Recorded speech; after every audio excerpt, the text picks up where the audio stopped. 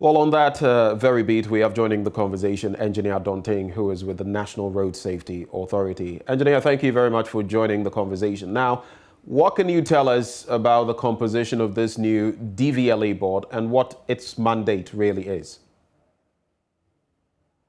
Good morning, and good morning to my minister, and then Mr. Davis, the DVLA board chairman. Good morning to all listeners.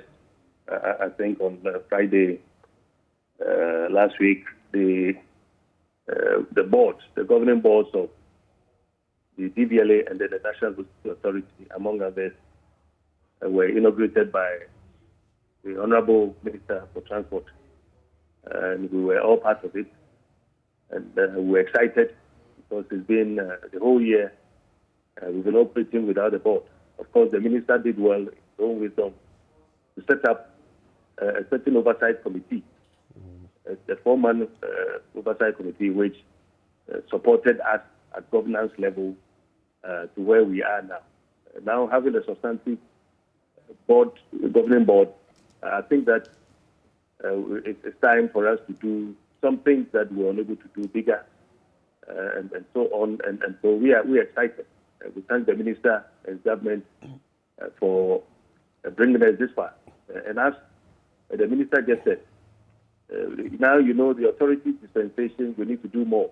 But our ally is on its way to Parliament for them to pass the content of which will operationalize the NRSA Act 993 of 2019.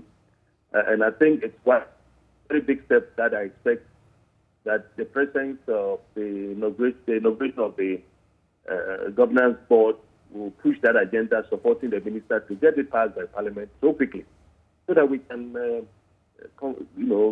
deliver on the content of the LI and the Act.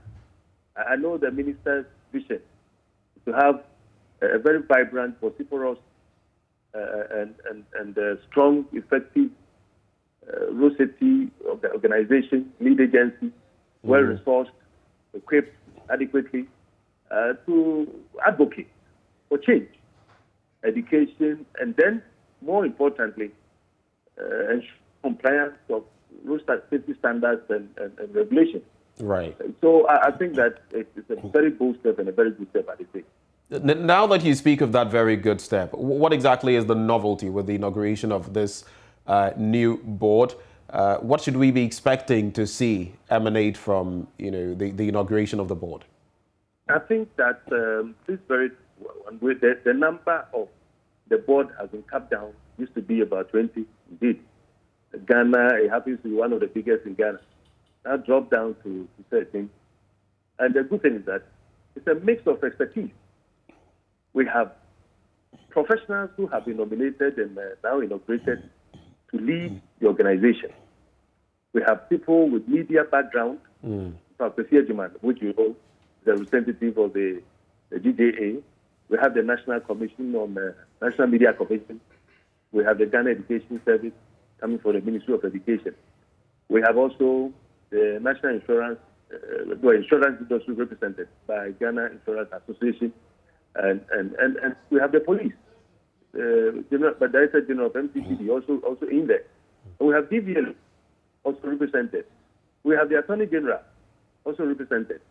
So you could see that it's a pack of expertise, people with professional backgrounds of variety who have come to play. And so I think that what we need as an institution is that collective or that expertise, because it's a multidisciplinary packed program that we are running. We are running something in infrastructure, in education, regulations, laws, and all that. So I think that this time round we expect to see a bigger jump of institutional restructuring, and then also at the same time people who can advise the minister very well in terms of policy formulation and implementation. I forgot to add that we have the Minister of Road and Highways also represented.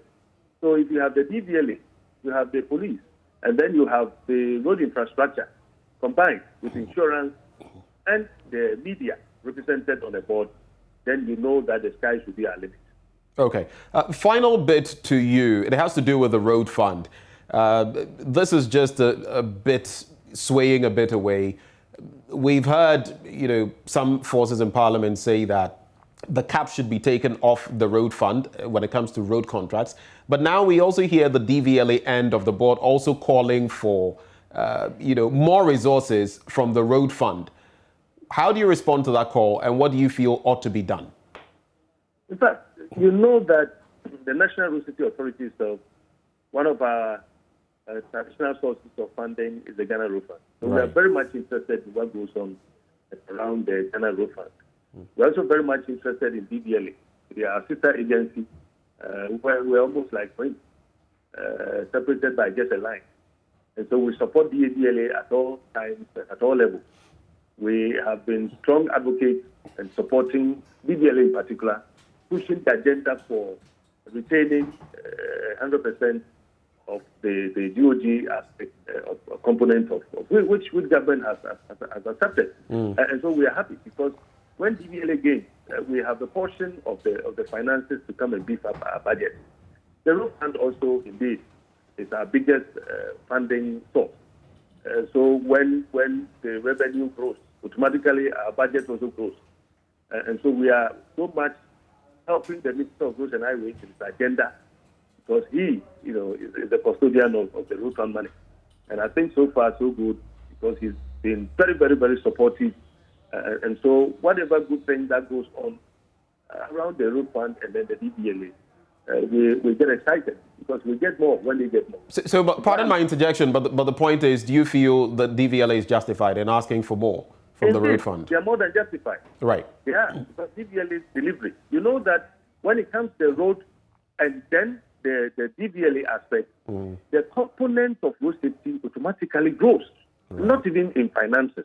But when DVLA is strong and they are very effective, then you can imagine what positive repercussions that we can have. For example, our vehicles, the aspect of safety that has to do with the structural integrity of vehicles is so crucial. We think that DVLA needs the funds. They need the money to build their capacity strongly so that whatever they bring out from their system onto the road to contribute to the road safety management. And here I'm talking about the driver, the quality of the driver, the competence of him, and then also the structural integrity of him. It is all about money. And so we think that DVLA's effectiveness is so crucial. And they cannot be in Accra and just the cities alone. They have to be almost everywhere. Right. At the moment, if you look at the number of DVLA has established, they've gone tremendously very high, but they need to do more. But doing more means that you need the funding to be able to set up so that their services will be closer to people. In order that it will be easier for people to go and do the roadworthiness, inspection of their vehicles, and even licensing of their vehicles, drivers, and so on. Right. And I am very happy that DVLA has not disappointed us at all. In the past years, in the past decade, you have seen a tremendous change in DVLA. Digitization, automation, driver licensing, vehicle registration, and so on. And it's all about money. And I think they have used the money judiciously in a manner that is inuring to the benefit of safety. And I want to see them do more now that government has accepted to give them the 100% of the GOG aspect. Engineer Adonting, thank you very much for your time. David Adonting is Director, Planning and Programs at the National Road Safety Authority.